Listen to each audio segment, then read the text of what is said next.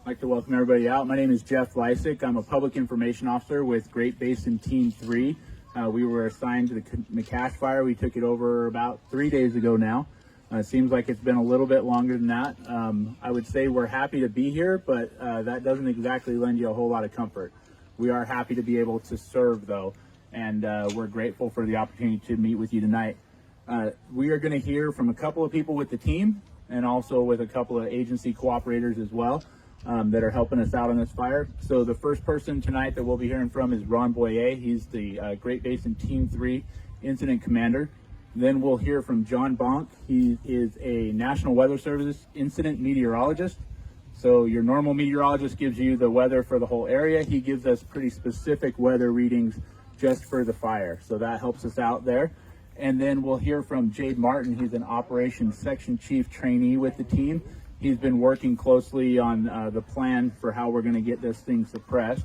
Then Earl Crosby, a Karuk tribal representative, will be speaking to us. And finally, Roberto Beltran, the Happy Camp Oak Knoll District Ranger, will come up and talk. Once we're done with that, we're going to open it up to questions. I'm going to ask you right now if you can please hold your questions until everybody has a chance to speak, because there's a chance your question might be answered while they're talking, okay? If it isn't, please go ahead and ask that question, and we'll work on getting it answered. We're going to try to stick to the McCash incident on this one. I know there's a long fire history here. There's a lot of things that have happened in the past. Right now, our team is charged with getting the McCash fire contained, okay? So that's what we're here to talk about tonight. If you have questions about other incidents, we'd be happy to talk to you offline about those. We are recording this so it can be posted later, and we want to make sure that we respect your time and respect the time of the folks that are going to watch this video later, and just stick to the McCash fire if we can. So now we'll hear from Ron Boyer. He's our incident commander. Ron? Thank you, Jeff. Just wanted to introduce myself, Ron Boyer. I'm the incident commander of Great Basin Team 3. And I want to take this opportunity. We transitioned with another team, as you well know. We transitioned with the team out of the Southwest. So we wanted to take every opportunity to extend our services to the community of Happy Camp and the residents around up and down the 96 corridor, and be able to share some information from our side and our operations on the incident itself. So you have the best information, the most current information that we can share from the incident management team side to you folks. So again, I just want to say the folks are working hard out there. We're doing everything we can to protect the communities of Patterson, T-Bar, Cottage Grove, Independence, and of course Happy Camp itself.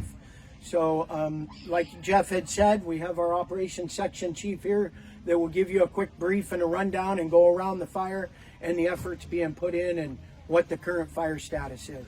So again, from Great Basin Team 3, a good opportunity to share information with the communities and build some partnerships and relationships that hopefully strengthen this effort in where we're at with the McCash fire. So with that, I'll turn it over to our incident meteorologist.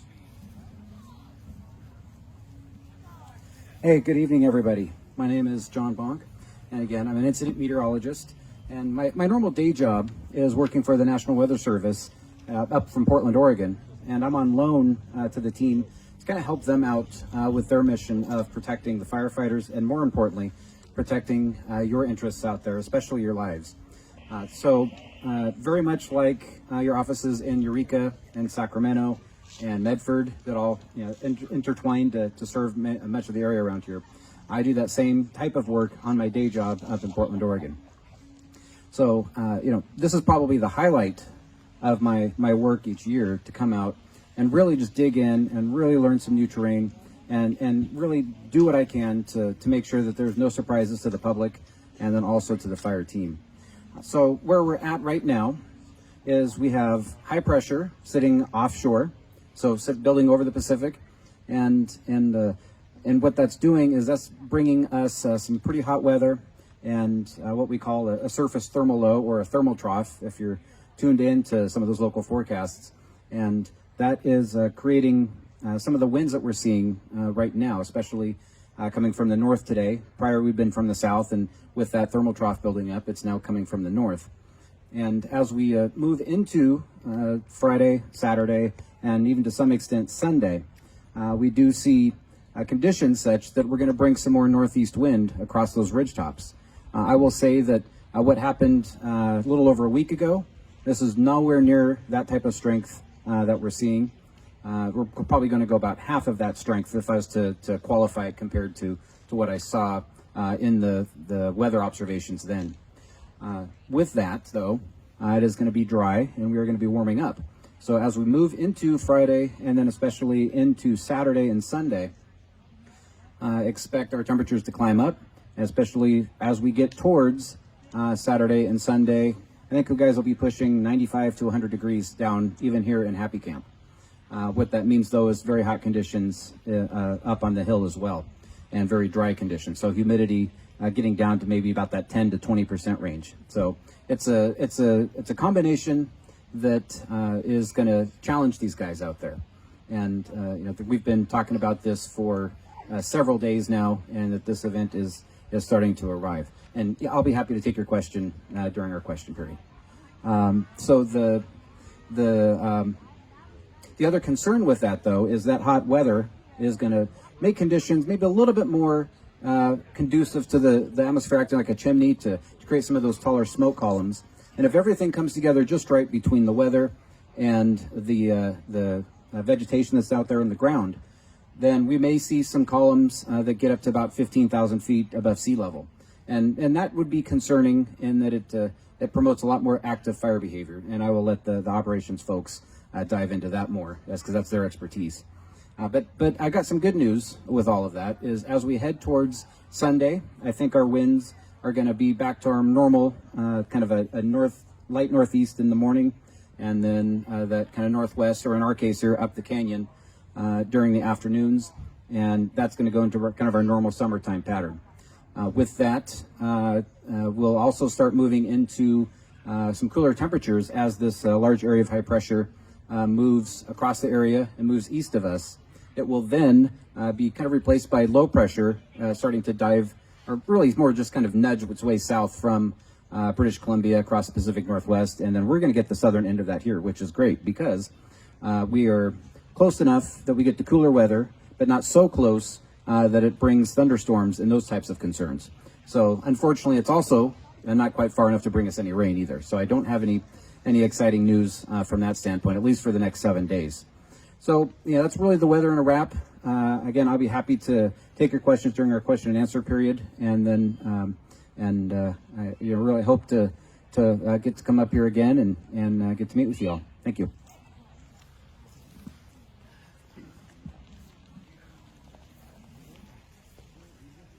Hey, good evening, everyone. My name is Jade Martin. I'm the planning section chief trainee for Great Basin Team 3. I want to give you guys a little bit of an update for today, what the fire has done today, paint you guys a good picture of what we have going on with all the resources, their locations, and the actions they're currently taking, and just show you a few of the challenges that we've ran into with where the fire is located. So I'll start talking about the Highway 96 corridor and some of the stuff that we have working going up and up towards Independence, and then moving on into Elk Creek. We've shifted a lot of focus into those areas, into doing structure preparation in there, doing structure assessments in those locations, and we created 2 groups today and set those in place. We have one group concentrating on all these communities throughout the Highway 96 corridor, and they're progressing. They finished up Cottage Grove area today, and they moved up towards the Dutch Indy area and working on prepping those structures, and they're going to keep continuing on that operation, moving towards the north, up towards Independence, and then further on up towards Happy Camp, of doing structure assessments in the area and completing preparation work. Moving on over into up towards, we got the Norcross Campgrounds, this area over in here. We have another structure group that's going in here doing the same thing.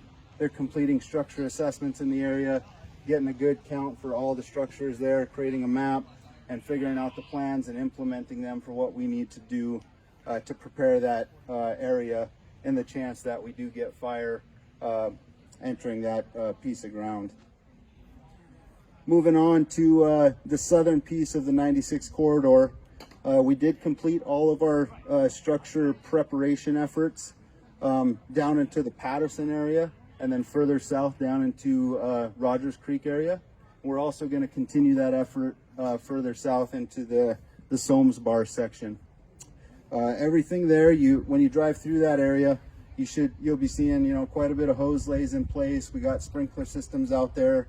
You might not see folks in there right now. We did the work. We got them in the area. We have all the locations identified, structures identified, numbered, and mapped. And we pulled those resources off to kind of beef up our efforts into taking some of these tactical assignments that are closer to the fire perimeter.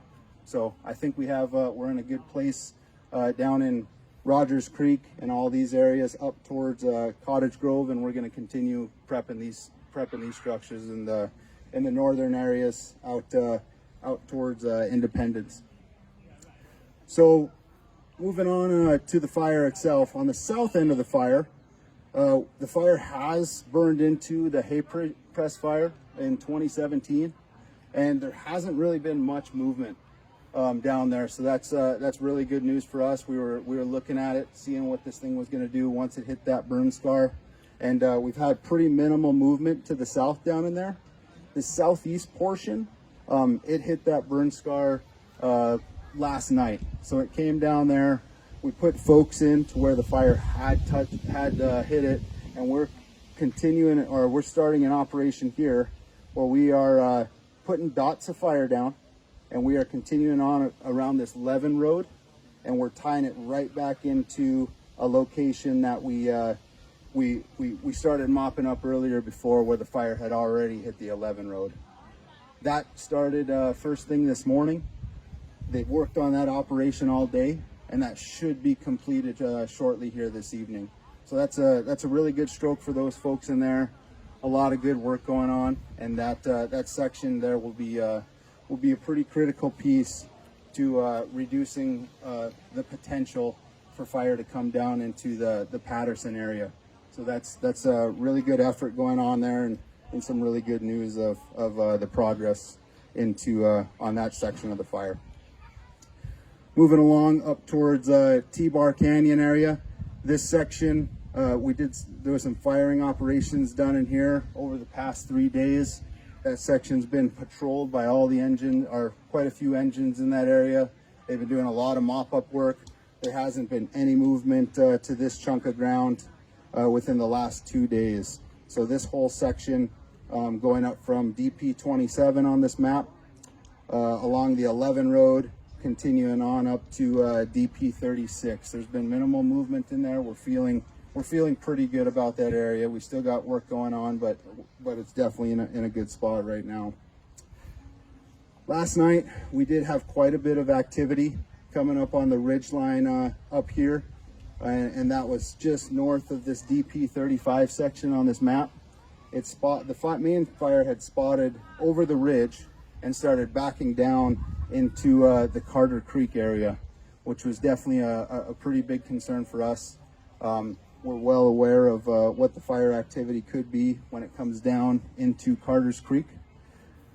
We did have a plan in place. The last couple days, we've been working this road system that goes towards DP 46, just to the northeast of Tybar, the Tybar community.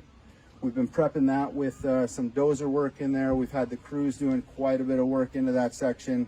We put sprinkler systems up, and then we created a firing plan to go through this section to minimize the threat to the T-Bar community. And we started that progress this afternoon with putting fire down and doing drops of fire towards moving towards DP 37. And that piece is progressing as we speak, and the word that I'm getting is that's looking really good right now. We're anticipating that operation to be going on through the night, and then a good portion of tomorrow. This area up here, the northwest corner today, we had quite a bit of fire activity up there. It has been moving along into this location. It's really steep terrain, really rugged terrain.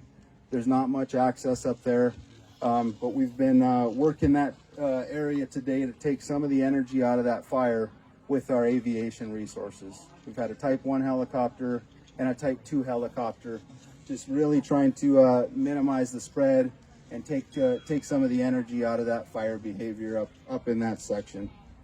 The fire did progress to an area that we had pre-identified as a point to where once fire activity did get in there and it was starting to get established, that would trigger us to get with Siskiyou County and suggest the evacuation order. That happened today, this afternoon.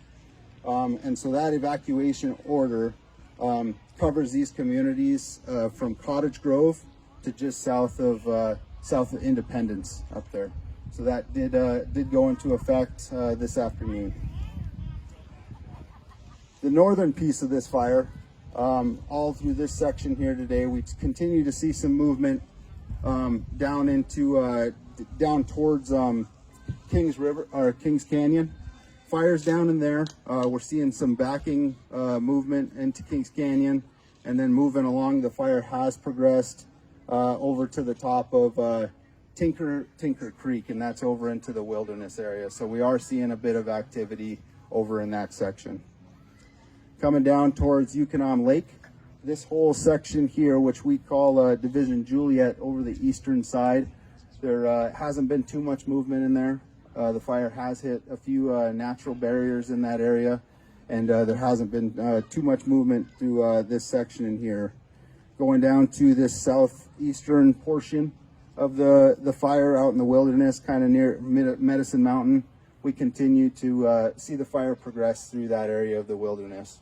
And we don't have that portion staffed right now. It's really remote, really hard to get folks out there, and we're focusing most of our efforts for right now to try to make sure the community of T-Bar and Patterson is where we're prioritizing the effort right now.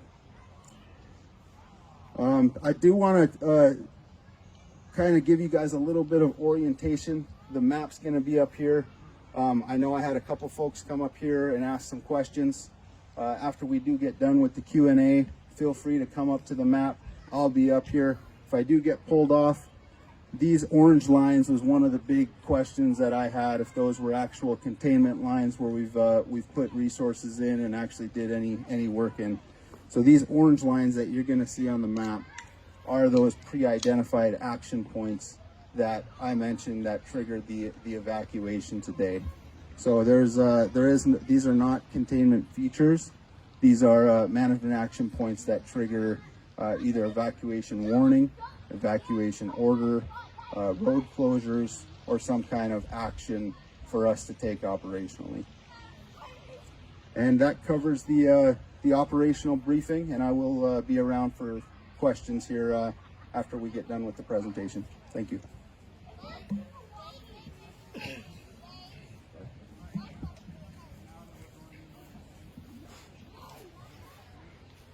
Good evening, everybody. I'm Earl Crosby. I'm the designated travel rep for the Creek tribe on the McCash incident.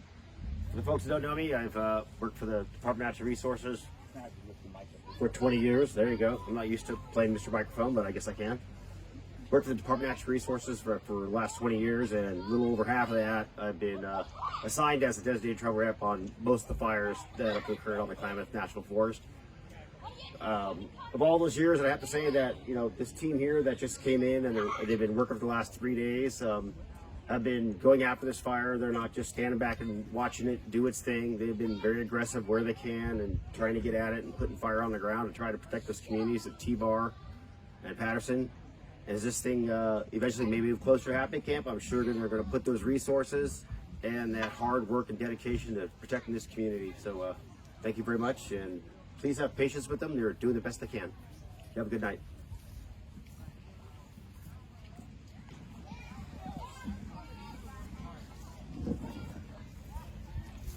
Good evening, everyone. I'm Roberto Beltran, your local Happy Camp Oak Knoll District Ranger. I've been with you guys for almost a year, and I just want to say thank you to Great Basin Team 3 for being here to help us out. And it's been great working with Earl and our tribal partners to work together on this thing. We do have limited resources, as you folks have heard, but we're using them the best we can and putting them to where we're going to be successful. As soon as this fire started, we started taking action early on, doing what we could, being as proactive as possible, and we'll continue to do as much as we can. I'm sure that we'll be having more public meetings to keep everyone informed as the fire is moving closer this way. And as you all know, you've all been around here quite a while, but we're gonna be dealing with this for a little while, so we'll be updating you with information as much as we can, and reach out to us at the district and to myself for any questions. And thank you for coming tonight.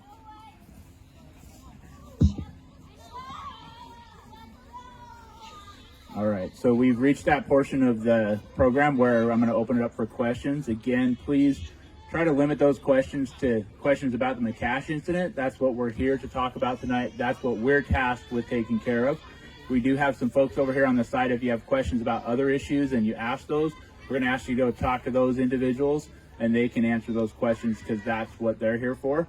I am going to hang on to the microphone, and the person that needs to come up and answer the question, I'm just going to hold it for them so we don't have to keep using wet wipes, okay?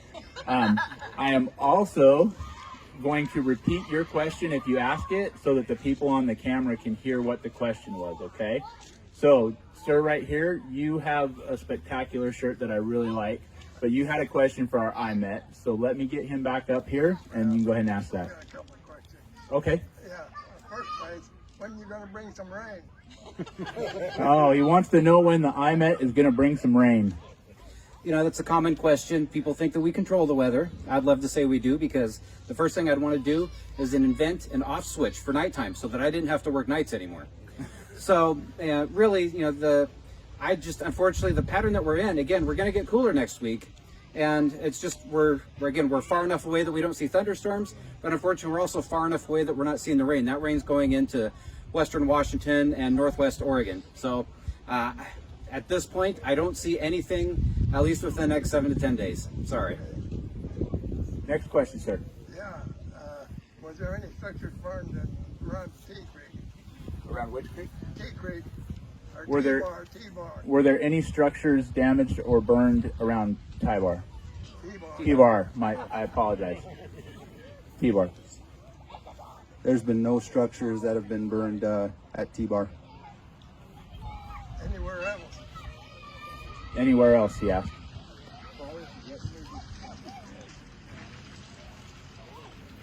Currently, there has been no structures that have been burned. Yeah. Any other questions? Yes, ma'am. How far up does Elk Creek go? How far up does Elk Creek go? Well, how far up the drainage is it? How far up the drainage is what, ma'am? I'm sorry. The fire? I said you were working on Elk Creek up there? So as you see the footprint of the red on the map, this is Yukonom Mountain here, and this is Yukonom Lake out here, if that puts it into perspective, if you know your wilderness and your country. So we're looking at still Elk Creek is here, coming from Happy Camp. The fire's still 1, 2, 3, 4, 5, 6, 7, 8, 15 air miles maybe from Elk Creek, from hitting Elk Creek here. From the top of Elk Creek or from downhill? So the closest piece, if you look, it's almost parallel. So the closest piece is out here in the wilderness, and the activity today wants to push away from Elk Creek and come and track into the wilderness. Not that that can't change. Some of our models show it going into the wilderness and less of an impact into Elk Creek, but by no means discredit the ability for it to get into Elk Creek. So again, the closest piece looks like about 7 air miles. No, not real far as the crow flies, but it's got some country to have to move across. But we know this country very well, and it can move when it wants to move, pushed by wind. There is several footprints in here that we're trying to utilize and slow it and run it into. So, Yes, ma'am. Let's talk more about your strategy and how structure assessment in Elk Creek. We haven't seen anybody. Okay, so the question is about the strategy for assessing structures in Elk Creek.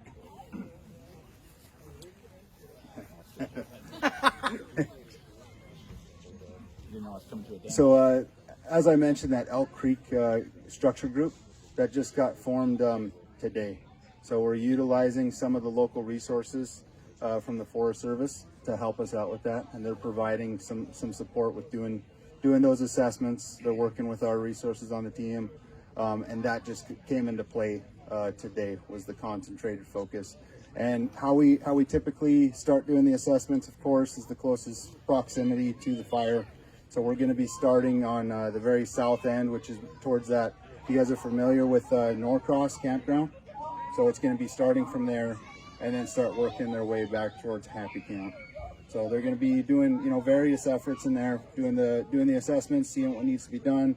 Going to be doing some thinning work in there, maybe a little bit of equipment work. You might see some plumbing in there. Yep, they're definitely taking a good bite on that stuff and they're making some progress today, and those actions will be continuing.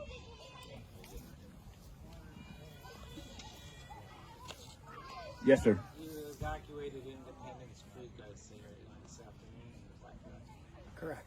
That's correct. That's on the other side of the bridge. The south side. The south side of the bridge. The question is about the evacuation of Independence Creek. Is that right? Yeah, so on the south side of the bridge. How far is the crow flies as far from the bridge? So from the bridge, we look at Independence. Let me find it on the map.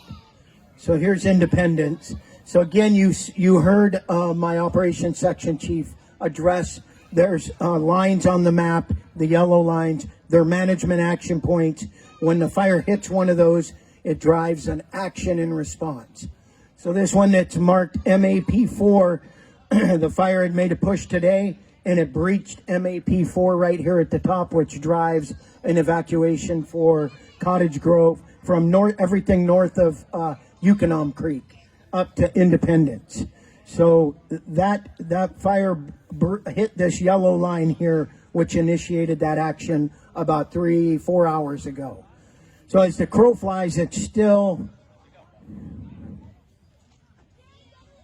about 7 air miles. So each one of these lines, when you come up and look, Jade will be up here. I will be up here to answer your questions at the map. Each one of these management action point lines drive an action if that fire hits that line. One is to close Highway 96. We don't want to close Highway 96. So we're doing everything we can do to keep this from hitting that MAP. And just to be clear, those are lines on a map. That's not an actual line on the ground that's been put in by firefighters or by anybody else. That's an area that our planning section, our operations section, our IC, they've all looked at that and they've said that's the point at which we need to commit to this action if the fire reaches that point. I just want to be clear, we're not putting lines out there that look like those yellow lines. Any other questions? Yes, sir. Do you feel pretty good that the line behind T-Bar and Sandy Bar can hold with the wind this weekend? T-Bar to Patterson?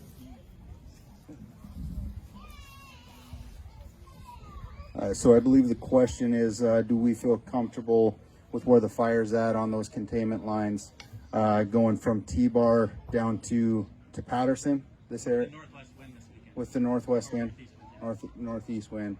Yep, we definitely we're definitely in a good spot right now. So at the conditions that we have going on, we looked at that weather event. Our team just got here a couple days ago. We actually this is our third shift having the fire, and when we got here, the wind event was projected to be coming earlier, and it was supposed to be a pretty heavily easterly wind.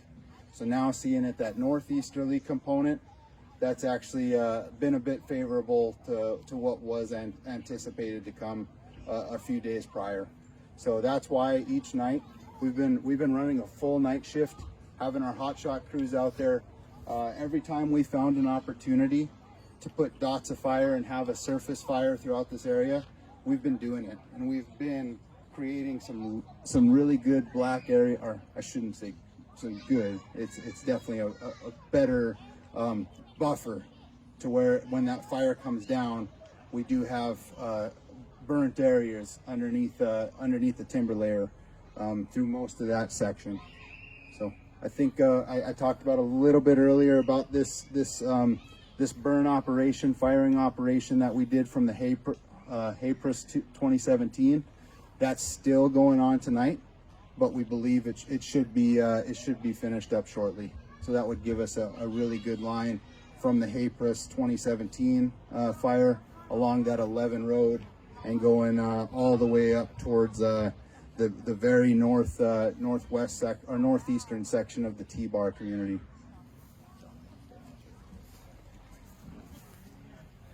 Let me add just a little bit weather-wise as well. And when I, started forecasting these northeast winds, that was an area that I looked really hard at to see what's it going to take. And what's a little difficult to see from your distance, but for T-Bar and this area through here, if we get northeast winds, my concern is, okay, what's it going to do with the Klamath? Is it going to channel? And if so, how could it get around there? And what it's hard to see is we've got ridge lines that kind of cut it off from the north. So in normal daytime situations, that wind is going to, if it's able to come down, which I really don't think it's going to come down very hard, just because of the complex terrain, but if it should, then it's going to come there. It's going to hit those ridges, and because of daytime and even through the early evening, we have what's called unstable conditions. That wind will hit that ridge, and instead of trying to hug the terrain, it's going to bounce up, and it's going to deflect the wind. If we were to get more solid winds much later overnight, then yes, it's going to want to hug the terrain, but still that ridge is going to act to buffer it around. So as far as wind goes, am I concerned? Absolutely.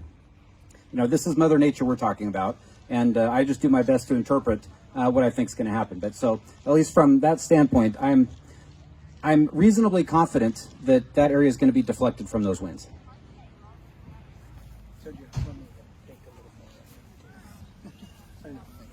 So T-Bar Patterson, when we assumed command of the incident Monday morning on the 24th, the previous team had already started some operations in here with burning along the road systems and dozer lines that they tied together.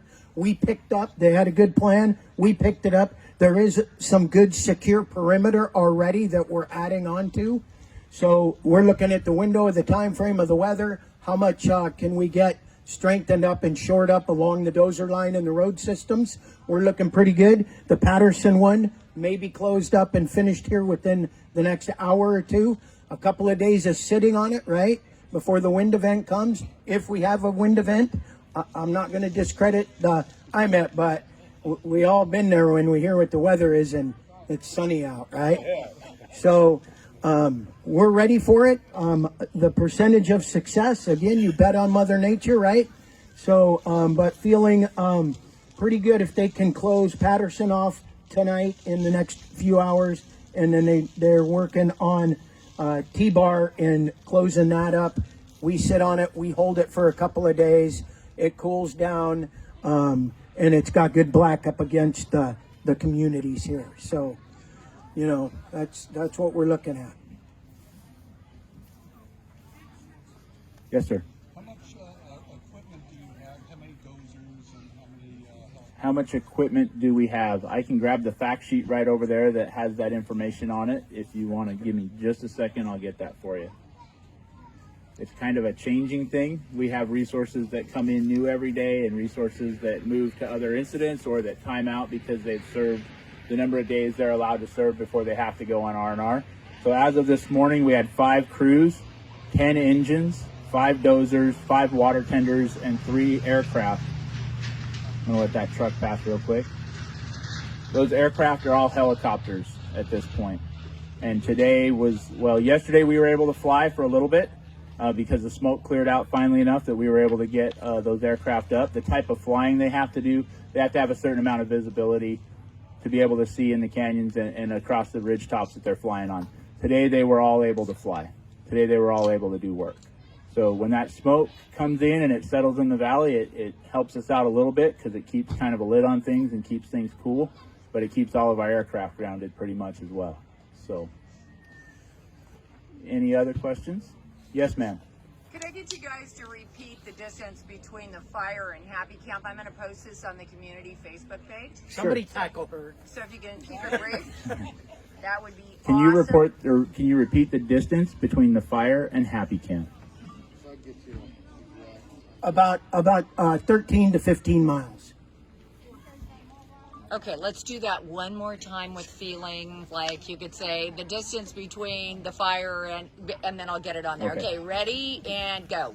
So the distance between the McCash fire and the impact to Happy Camp is about 13 to 14 air miles from Happy Camp. Thank you. All right. Any other questions? All right. Like Jade and Ron both said, they'll both be up here at the map if you have questions for them. They're happy to answer those. This video will be posted on the Six Rivers National Forest Facebook page later tonight so that anybody that wants to watch it again, if you had a question and you just didn't feel comfortable raising your hand and asking it, you can put it on Facebook. You can send us an email at 2021.mccash@firenet.gov, and we'll work to get you the answers. Thank you all for coming out tonight, and we appreciate your time.